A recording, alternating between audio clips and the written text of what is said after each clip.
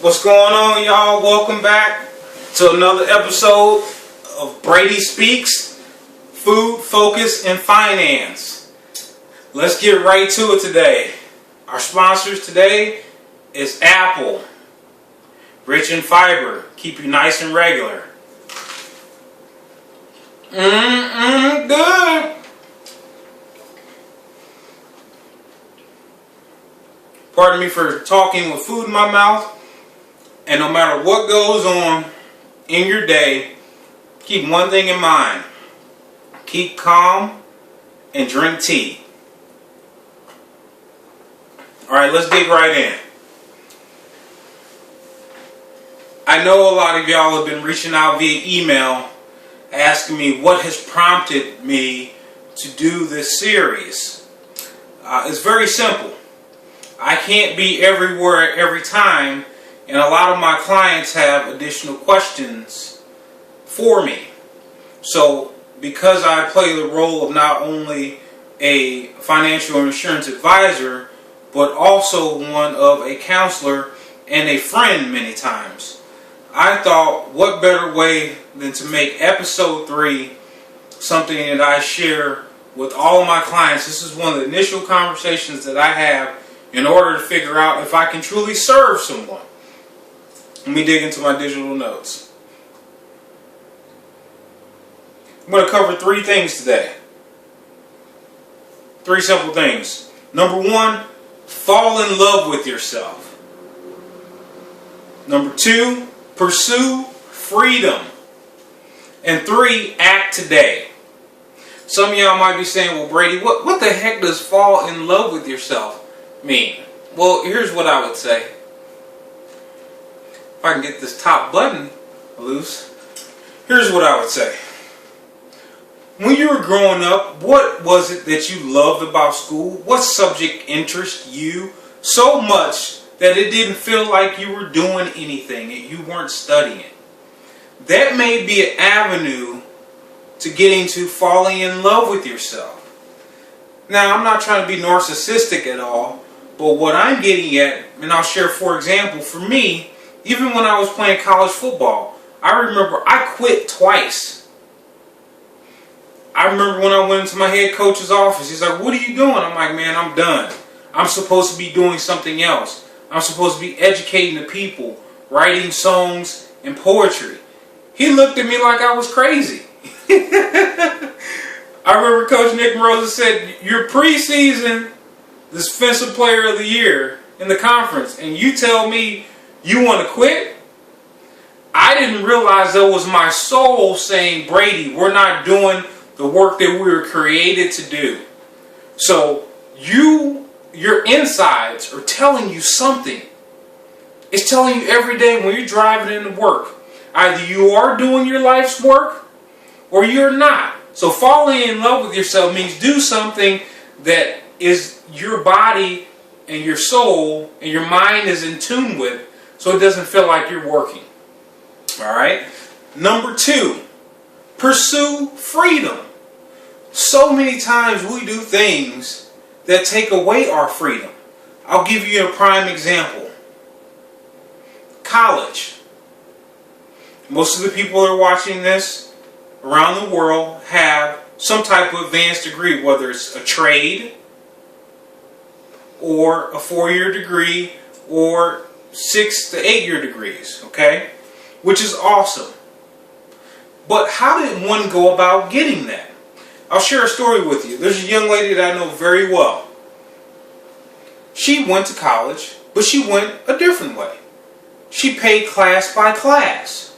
So at the end of her undergrad degree, she was free and clear. Where most people that I know graduated with debt. With so much debt that at 35 plus, they're still paying on it. So they're not pursuing freedom. They're just trying to pursue getting back whole again.